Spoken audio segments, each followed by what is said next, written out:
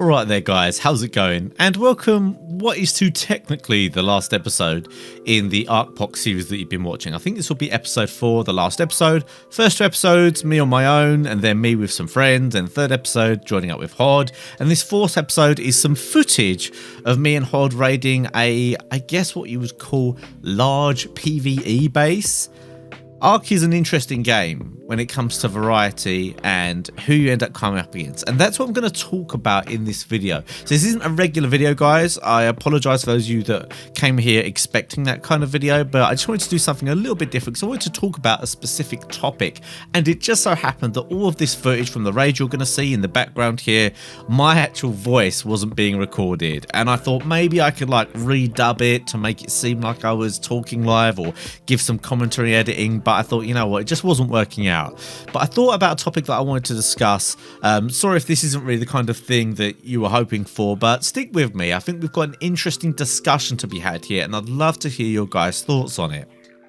So yeah, the background footage, it was the last day of Arkpoc. Me and Hod went over to raid this big old base, a real strange base. It's one of these giant, normally Korean tribes, or might be Russian, I don't know. It's the text that you can't understand. But they have a really weird meta where they've got some bobs, but they've got some experienced players. They tend to get loads of tames. They had loads of tames out. I think they've been fighting with high-level players, but they weren't really on. I think one guy came online in the end, and we had a little bit of fighting with him. As you'll see, he ended up dropping everything, which was kind of funny because there was like about 4 hours left on Arkpoc at this point. But anyway, that's just the background footage. Enjoy that, guys. It was kind of fun. But one thing I wanted to discuss is skill-based matchmaking or score-based matchmaking, because although it's a hot topic right now in Call of Duty, and I guess it probably will be in other upcoming shooters, it's something that actually made me think a little bit of Ark and why I enjoy Ark and what makes SBMM not fun in Call of Duty. And I guess those who've been watching me a long time, this will kind of go back to the old Call of Duty days. Up until Black Ops 3, I was a 100%, well, 90% Call of Duty channel. We transitioned into Ark and survival games around the time, I'd say early 2016, when my Ark videos really started to pick up. I was getting bored of Call of Duty. I didn't really like the kind of Call of Duty that was doing well out on YouTube, and the whole story aspect and adventure aspect of Ark was much more appealing to me. I've been playing survival games for a couple of years outside of YouTube, just streaming them and having fun with them. Things like DayZ, even a little bit of early days Rust, I guess, was around then. So to transition into survival games at that time was fun for me, but I'm sure a lot of you guys are like myself and either used to watch me back then or just used to really enjoy Call of Duty. And I mean, Modern Warfare 2, Call of Duty 4, World at War, Black Ops 2, these were some of my favourite games. Black Ops 1, of course. I really enjoyed Call of Duty at that point, and it was such a huge phenomenon that I'm sure a lot of you guys that I'm talking to here also used to enjoy it. So you might not realise, but over the years I do still dabble in Call of Duty when the new Call of Duty comes out, and one topic that's really came up in this one in particular is the hardcore SBMM, score or skill-based matchmaking. Now, I don't know 100% how concrete this is, and no one really knows the exact details of how it actually calculates all of this stuff, but one thing for sure we know is it will give you lobbies very close to your skill level 99% of the time, which makes each game of Call of Duty very competitive, which also makes it very frustrating because you're not actually going into it knowing it's competitive, and then you just get these 100% competitive lobbies. It's just very draining on you mentally to 100% be tryharding all the time just to get a positive KD and just to be able to mess around with the meta weapons. And that also made me think, what would it be like if in Ark somehow it was just skill-based matchmaking? You could only play against people who were of your skill level. And for me, one of the amazing things about Ark, and that really makes it stand out above other games, is the adventure of it, because it is an adventure. There's so many servers connected to each other. You could have your own little world going on, but you never know what's out there. You might know what's on your server for the most part, but you could go to any server. There could be some hidden treasure. There could be a base that you've never seen before, in a base spot you've never seen before. There could be people using strange metas that you just had no idea about, but you go out there and you explore other servers and even your own server, and you can find them, and you might find that epic loot that gives you that dopamine rush, and I feel like that is what really kicks Ark into gear for me, as well as added, you know, the aspect it is a hardcore game. You lose your loot and you have to start all over again on a lot of servers. You can get around that by playing, say, unofficials and boosted, but for me, although those are fun to dabble around in, I think we all come back to the more hardcore servers, the officials, the small tribes, even something like an MTS, because it's that kind of on-edge suspense, knowing that you probably are going to get wiped and you spent so long like building things up that you're really attached to them, so you want to come back on and defend them and work for them. That's what keeps you coming back. So I guess it's not only the hardcore aspect, but the variety of it. It makes me really sad to see games like Call of Duty, you know, losing that variety, because there's obviously an argument to be made for skill or score-based matchmaking. I'll just call it SBMM from now on, because I'm not sure if it's score or skill-based it stands for. But having experienced it myself while playing Call of Duty with friends, it's just such a draining experience. And I just used that word. I couldn't think of anything else appropriate though, because it just gives you headaches. Like every single game, you want to get off after half an hour, just because you just can't take it. You need a break, you need a breather. And I hanker back to those days, because I've actually been playing Call of Duty with some old friends I used to play Call of Duty with. You know, I used to sit on there for hours with them, and even solo I'd play for hours just having fun. And I'm so disappointed, because obviously back then I could play 3-4 hours even all day, have fun, use different weapons, come up against all different players at different skill levels. You get your ass beaten in a couple of games, but then you go back on and you'd absolutely smash some noobs, you get a high kill streak, and then maybe you'd have some games against similar skill people. You decide to use some non-meta weapons, rank up your shotguns, rank up your pistols, and yeah, okay, that would be tough. But in some games where you'd have skill people on the other team with mixed skill, you know, not every gunfight's going to be complete sweatfest, but no, that's not there anymore. Mid-tier to high-tier players, there's no real fun for you anymore in terms of if you want to actually do anything other than use meta weapons and meta strategies and try your hardest at all times. And you'll get punished for doing so, because if you do get better while trying your absolute hardest, what's your reward for increasing your skill from, say, I don't know, a 5 out of 10 to a 6 out of 10?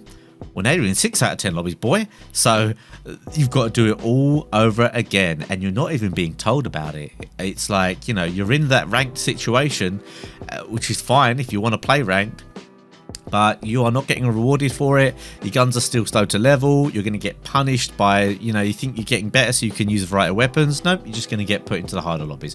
Obviously, it's not every single game, and it's not the, you know, absolutely every single person you play against is going to be at least as good as you. But it's just a general thing. It made me think about Ark as well, and I wanted to discuss it with you guys a bit. Let me know what you think about the possibility of that. Do you guys like playing against people just of your skill level? For instance, a server like MTS, or even obviously ranked survival of the fittest games, for me is basically a ranked play mode in Ark. It's as close as we've got. MTS, although there is some variety in skill levels, for the most part, it's people who are hardcore at Ark, you know, intense PvP players and intense builders. Because people go on there knowing that they're going to be up against some of the best tribes out there. So if you go up there with anything less than a tribe full of highly skilled hardcore Ark players, you probably aren't going to last long. Now, you could argue that official is like that, but honestly, it's not. There's a lot of official servers you can like sneakily live on, especially smalls. Arkpoc official is a real mix. Obviously, you see me in these videos. Some of these tribes are little bobs. Some of these tribes are like the super try-hard guys that get like tech on day one. It's that variety that I really enjoy. Now, I do like a bit of MTS, which is what I would call Arked ranked, to be honest with you. I like a bit of MTS with a good tribe of experienced players, and when I've got a lot of time to play. You know, there is a time in the day for that experience, and a lot of you guys, I'm sure, enjoy that, and it's very popular, as you can see by how popular those servers are. But for me, I enjoy the variety. I enjoy the potential adventure. I just love the mystery. That's what keeps me coming back. That's what gets my endorphins going. The exploration of the unknown.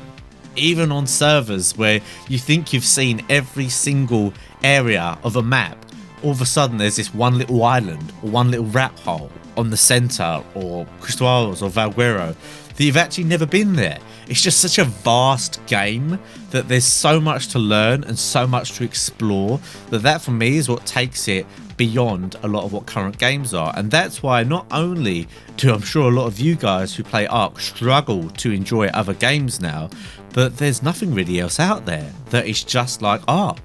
Rust is a good game and I really enjoy it, but it doesn't have server transfer, and obviously it doesn't have quite the hardcore aspects in terms of leveling and things like that. It's a great game for jumping on for a couple of days with some friends. You can go hardcore at it, don't get me wrong, you know, go hardcore on an official server, even on an unofficial server in Rust, and the gunplay's great in Rust, and it's a lot less buggy than Ark, but it's still an Ark light for those of you who enjoy the exploration, the taming, the breeding, the farming in Ark, and what that means in terms of putting your items and your dinos on the line. Rust doesn't do that, and there's nothing else that does. And every other new game that comes out, which, you know, a lot of Ark players are hoping this will be something that will, you know, hit the same spots as Ark, tick all the right boxes that Ark has for you. As much as it's buggy, I mean, to be a game that has had this many bugs, still has this many problems, cheater issues, development issues, I don't think there's ever been a game that's had so many problems but yet still been so successful, and there's a reason for that. And I find it quite strange as well. I mean, don't get me wrong, Ark is super popular. Probably about 100,000 people playing right now across all three servers, all three platforms even. Actually, probably more if you include Switch and mobile, but I don't count those numbers. There's at least 30 to 40,000 people playing on PC at any one time every single day, and you can match those numbers on the consoles. And that's just right then. That's millions per day, not just hundreds of thousands right now. Millions per day play this. But you don't hear Ark talked about in mainstream media. Most mainstream game media does not really understand the game. They don't know what's going on. You ask most mainstream people what Ark is, it's like, well, it's a dino game. They'll be like, what are you doing it? They'll say, I don't know, survive. I mean, until you really get stuck into it, it's hard to really explain what it is, because there are no other games really that do it quite like Ark. It's a bit of an MMO survival game because all the servers are connected. When people start to realize that you can explore other worlds, not just your own world, and they're all different, then it really perks their ears up. Once people discover all the different cool things you can do and the cool things you can discover, that is what hooks people in. It's why it's so popular. So I've always found Ark strange in that sense, that it's very popular, but a lot of mainstream people don't really understand it.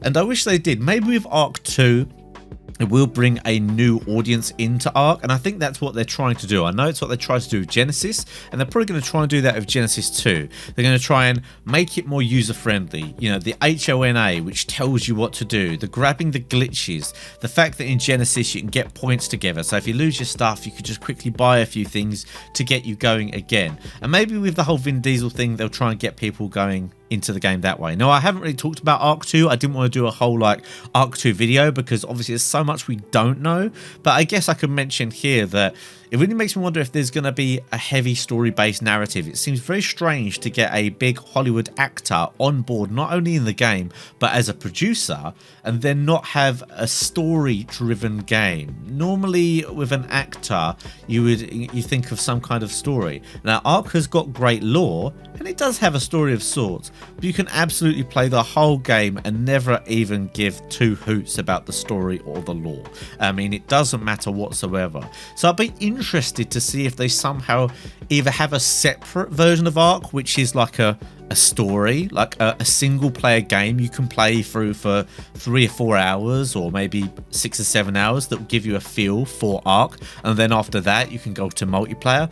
Or will they try and bring some kind of single player elements into what it is now, which is basically a vast multiplayer PvP network? Now, of course, you can play single player, but let's be honest, for the most part, it's a vast, you know, MMO style survival game. So that's it for this video. I just wanted to have a little bit of a discussion about that. It's something I've been thinking about, and I thought that you guys might want to discuss. Leave your comments down below about what you enjoy about Ark. Obviously, if you're watching this video, you might just enjoy watching videos on Ark. Maybe it's a bit too hardcore, but you enjoy actually watching it. I know I enjoy a lot of Rust content, for example, but I don't play that much. I mean, I did go through a phase of playing a lot, but I definitely feel like there is a good portion of you out there who don't really play Ark, but it's such like a, I don't know, it's such a vast game that it's fun to watch other people put in the hours and just show some highlights and show what they've been up to. So let me know, what do you enjoy about Ark? Do you just enjoy watching the videos? If you don't and you play a lot, what kind of Ark experience do you like? And do you guys, you know, play Call of Duty and games like that? Pretty interested to see where my audience is currently at. Alright, thanks for watching, guys. Make sure to subscribe if not subscribed already. The next video will be the start of the next Arkpoc series, so we won't have another one like this for a while. This does particularly well. Maybe I'll do these occasionally, but yeah, the next video is going to be a brand new Arkpoc series, an absolute ton of action. So back to the story-based live commentary style of content. But thanks for listening, guys. It's been fun for me getting all of this kind of information off my chest. And that's it for now, guys. Some links come up on screen if you want to check out some more of my content. And I'll see you in the next one.